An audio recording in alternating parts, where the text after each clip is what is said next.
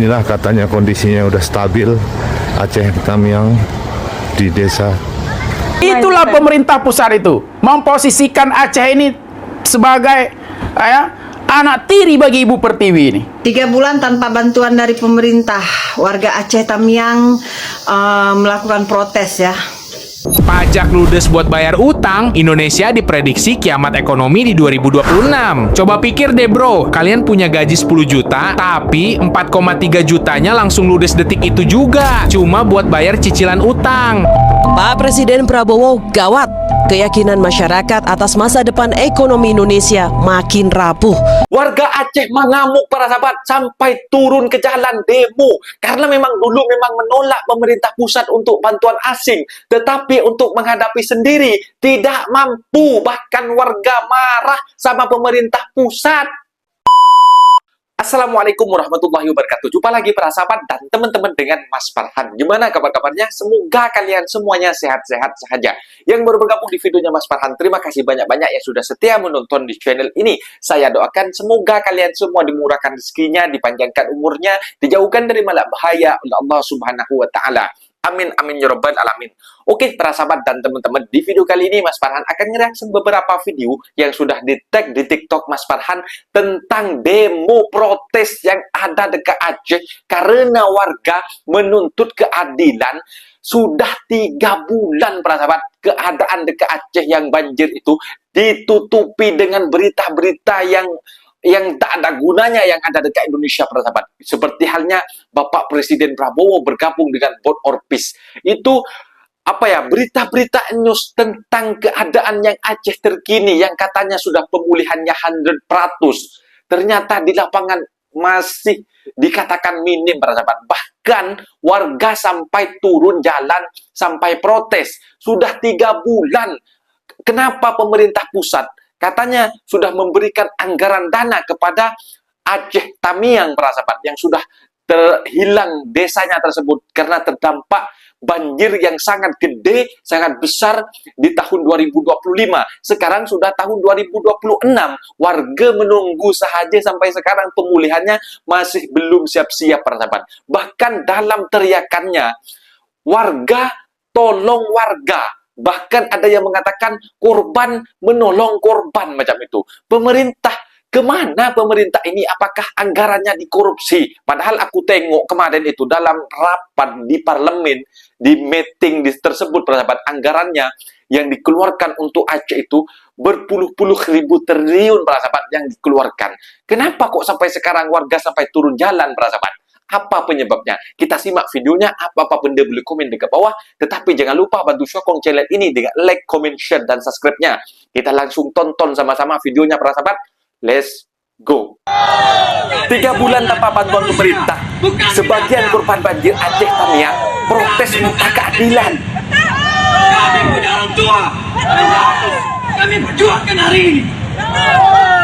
Abang-abang polisi, abang-abang Polri tadi, mohon, aksi kami adalah aksi damai.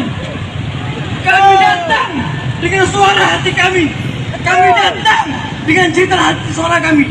Bahwa kami, kita semua adalah korban yang dikorbankan. Kita damai, betul? Tapi, jika mereka menginginkan recoh dan ribut, kita siap. Siap. Kami sudah lelah, capek, risau, dan juga jenuh. Sebentar lagi depan mata bulan Ramadan akan tiba. Tapi Satu minggu lagi ya bulan Ramadan tidak sudah. ada yang dicairkan, betul? Antang pulang sebelum benar. Katanya Presiden negara kita mampu, tapi apa daya hari ini debu belum bisa diselesaikan, betul? Debu ya, banyak debu sekarang. Belum juga siap diselesaikan, betul? Bagaimana dengan Huntap? Janji ini adalah janji palsu yang pemerintah berikan kepada masyarakat Aceh Tamiang. Maka hari ini kami turun ke jalan untuk menyuarakan bahwa keadilan harus disuarakan. Setuju? Ini kenapa membawa bendera? Maknanya apa? Jelas bang, itu bukan makna, itu identitas. Identitas kita bangsa Aceh. Jangan dikira kita yang kata luhan hadir lidah gibarkan benderanya. Benderanya marwah dan nyan alasan untuk kamu bahkan isu merdeka ya kon. Tapi isu memperjuangkan marwah dan harga diri selaku bangsa Aceh. Dan Indonesia harus mengingat kita ini damai bukan menyerang. Jadi jangan sulut konflik ini kembali terjadi. Sekian bang. Teriakan lantang wanita Aceh di tengah bencana. Kita tak pernah dijajah. Kita yang memerdekakan Indonesia. Pemerintah kita mana? Apa kita masih punya pemerintah? Kita masih punya pemerintah, anak-anak kita tidur dalam keadaan kelaparan sekarang ini. Pasokan beras tidak ada. Katanya dari luar sudah banyak masuk ke dalam. Mana?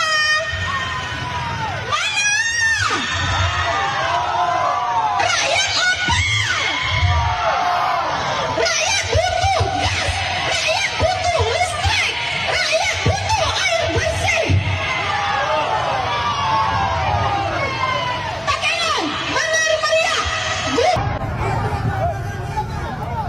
3 bulan tanpa bantuan pemerintah, korban banjir Aceh Tamiang 3 protes. bulan tanpa bantuan dari pemerintah, warga Aceh Tamiang melakukan protes ya. Aneh. Padahal kita tahu ya, pemerintah pusat udah mentransfer dana ke Aceh di bulan Januari yang lalu ya. Tapi coba lihat, rakyat Kemana? di Aceh Tamiang ini melakukan demonstrasi sebab nggak ada bantuan dari pemerintah katanya. Jadi selama ini yang bantuan-bantuan yang banyak yang disalurkan itu kemana? Kemana bantuan-bantuan itu semua? Kemana? Dikorupsi, mungkin nggak jatuh pisang. Ini pemerintah daerahnya patut dipertanyakan ini. Teman-teman, apa yang terjadi di Sumatera itu adalah contoh kiamat kecil yang sedang terjadi di seluruh Indonesia. Pulau Jawa, Kalimantan, dan Sulawesi hingga Papua sekarang sedang dilanda oleh bencana banjir. Di Jawa Barat dikatakan bahwa bencana yang terjadi di Jawa Barat bisa lebih besar dibandingkan yang di Sumatera. Di Jakarta sudah banyak wilayah yang menghilang karena terendam oleh air laut. Kalimantan, Papua, Sulawesi semuanya bernasib sama dan ini memiliki satu benang merah yang sama. Benang merahnya yaitu kerusakan alam karena penambangan, karena pembukaan lahan, pembangunan secara masif dan kerakusan manusia. Jika Indonesia terus berjalan seperti ini, bukan 2045 Indonesia emas yang kita temukan. Yang kita temukan Indonesia akan menjadi legenda seperti Atlantis, terdengar namun tak lagi ada. Ayo bersama Posipit kita desak pemerintah untuk peduli lingkungan supaya kita dan anak cucu kita masih bisa tinggal di tanah Indonesia dan kita dobrak pikiran Indonesia. Hampir 3 bulan Sudah pasca berbulan-bulan bencana lamanya begini, sejak Aceh kabar ditimpa korban bencana banjir di banjir Aceh dan Tamiang. tanah longsor. Ini Kondisinya TV belum Indonesia 100% liputan 6 pulih. ini. Seperti sebuah kampung di kota Lintang, Aceh Tamiang ini. Sisa-sisa material banjir masih mengotori kawasan mereka. Bahkan, beberapa rumah ditinggalkan kotor begitu saja, seperti belum tersentuh bantuan. Warga pun terpaksa bertahan hidup di tenda-tenda yang didirikan seadanya. Fasilitas pun pasti serba minim. Bahkan untuk mendapatkan air bersih hingga saat ini masih jauh dari harapan. Ini pun tempatnya sekarang belum diapa-apain bang, belum dibeku. Rumah masih tabrak-tabrakan kayak mana kan. Habis itu itulah bang, kami sekarang bang air bersih bang memang ada sekarang. Air bersih tak kalau ada. kondisi air bersih bang, air sumur kami ya bang udah bau-bau lah. Jangan mau mandi, mau untuk makan minum, untuk nyuci pakaian aja pun udah susah bang. Bantuan yang seharusnya masih menjadi hak para pengungsi ini juga sudah mulai Jangankan mau berkurang. minum, mau Nggak ada cuci bantuan baju lagi, katanya Bang. mau mandi susah. Udah 2 hari nih bang, nggak ada lagi, nggak ada ngambil bantuan pun kami. Pergi kantor Datuk nggak ada bantuan lagi. Sudah nggak ada Kemarin bantuan. ada bang. Sekarang memang nggak ada lagi. Sebagian besar kawasan di sini masih memerlukan penanganan lebih serius dari pemerintah. Hampir 500 rumah warga terbengkalai sejak bencana terjadi akhir November tahun lalu. Kalau rumah rusak parah sekitar hampir 500 rumah. Yang terbanyak di Dusun Alisa. 500 yang terbanyak. Jadi mungkin karena udah 2 bulan berlalu, jadi kok saya lihat bantuan-bantuan ini udah minim. Harapan saya yaitu pemerintah bisa membantu kami berupa alat berat, beko mini, bantuan sumur bor, bantuan tendon-tendon. Harapan mereka pastinya ingin hidup lebih layak dan dapat kembali ke rumah mereka untuk menjalani hidup yang lebih baik. Kemarin di rapat tuh Ramadan mana melaporkan dari sumur-bornya? Aceh Tamiang, Aceh. Inilah katanya kondisi Kondisi udah stabil. terkini Aceh Tamiang di Desa desa Sukajadi di Aceh Tamiang. Warga masih Sukajadi, hidup di Desa tenda-tenda Sukajadi, pengungsian, Kecamatan dapat Karangbaru. makan dari program MBG. Hari Minggu dipaksa cari makan Kondisinya sendiri. dari awal sampai akhir, sampai hari ini masih seperti ini,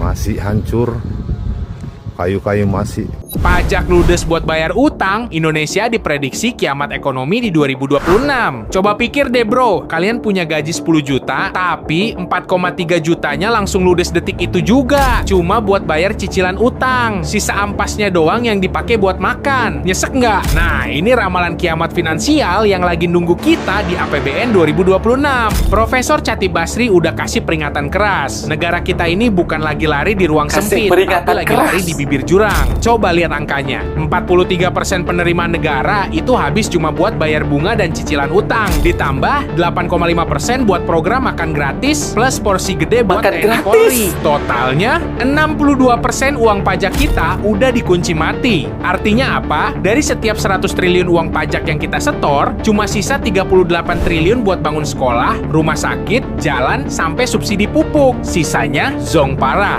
Kita ini kayak Zong. lagi gali lubang bukan buat nutup lubang, tapi buat gali kuburan ekonomi sendiri. Utang tumbuh 13% tiap tahun, tapi pendapatan cuma Utangnya naik 7%. tumbuh terus. Gak nyambung kan? Anehnya, survei bilang 80% rakyat masih puas. Puas ngelihat apa? Puas lihat anak kecil bunuh diri karena nggak punya pensil? Atau puas lihat lapangan kerja makin susah dan guru honorer makin menjerit? Rasanya kemiskinan ini kayak sengaja dipelihara biar kita terus bergantung sama sosok pendekar penolong. Susah juga ya jadi rakyat kalau pemimpinnya NPD. Kalau menurut kalian, kita bakal selamat atau bakal karam nih di 2026 ini? Tulis pendapat kalian di bawah ya.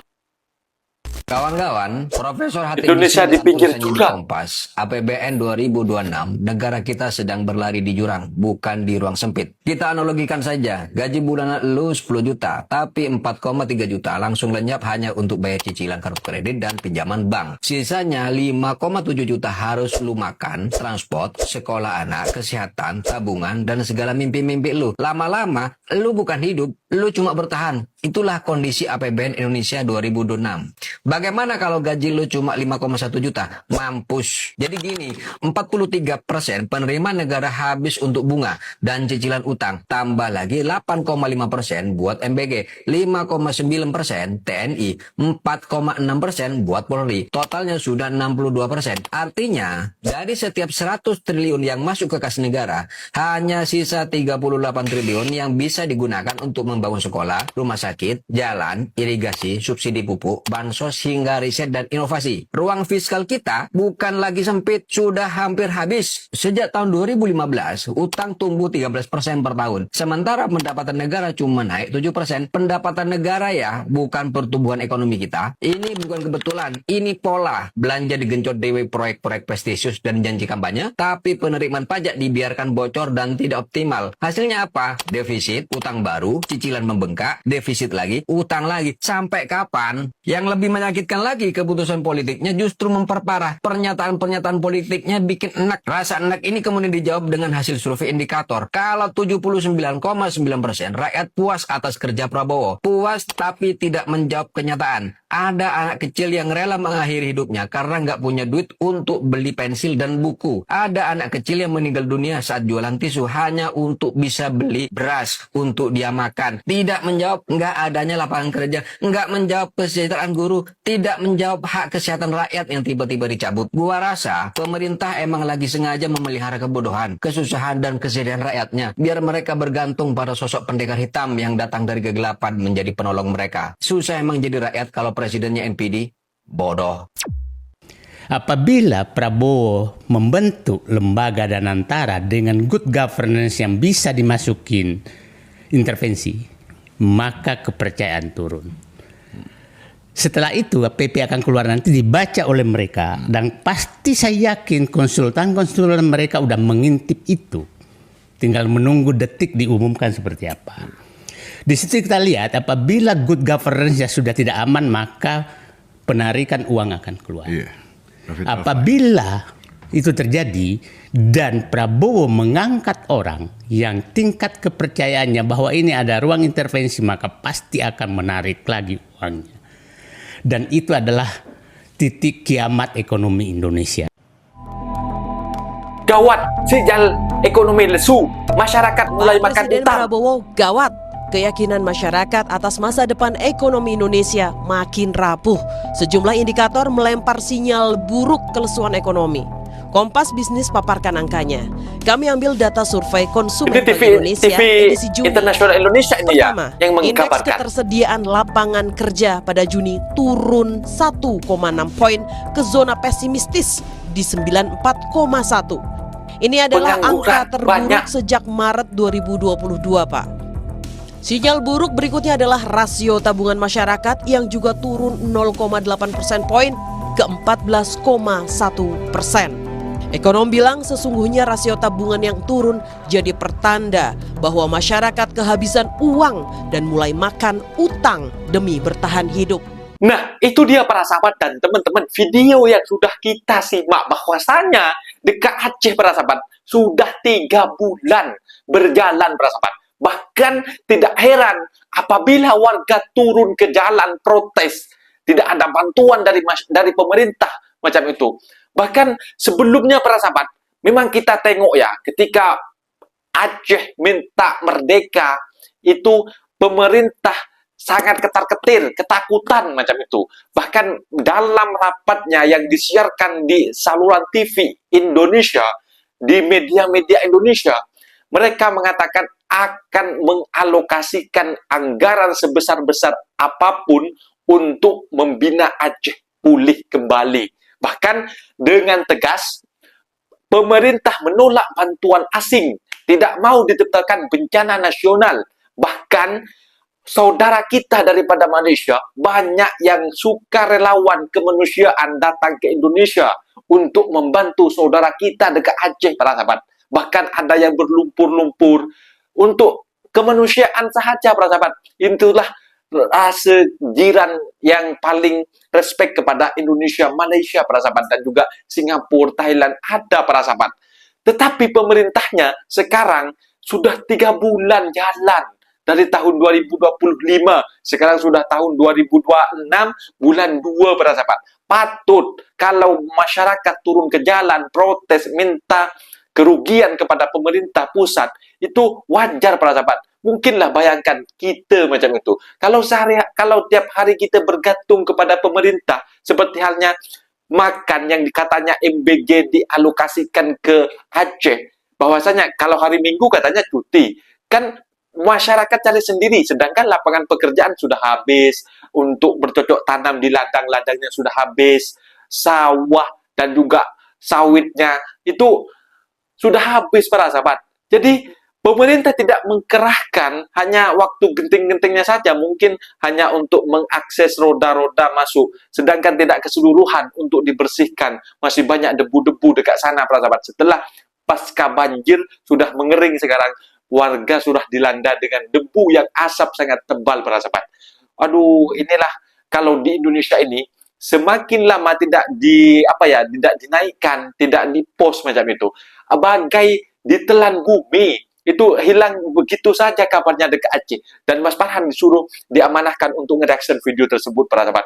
Semoga sampai ke Bapak Prabowo dan juga para kabinet-kabinet menteri yang ada dekat di Indonesia dan ingin memulihkan pasca banjir yang ada dekat Aceh. Syukur alhamdulillah para sahabat, karena sebentar lagi sudah menghadapi bulan puasa. Ini sangat mipit banget ya. Patutlah warga turun sampai ke jalan para sahabat. Haraplah sadar Bapak Prabowo, mungkin memang Indonesia ekonominya juga lesu, juga amburadul sekarang karena utangnya juga menumpuk para sahabat. Aku agak tahu lah dengan Indonesia ini. Kok banyak-banyak perjanjian ketika mereka berkampanye dan tidak ditepati sekarang, membuat anggaran baru, ini baru, utangnya yang malah nambah. Pemasukan hanya 7%. Mungkin videonya sampai di sini para sahabat, dan teman-teman apabila ada kata benda yang silap, Mas minta maaf sebesar-besarnya. Mohon dibenarkan di kolom komentar. Assalamualaikum warahmatullahi wabarakatuh.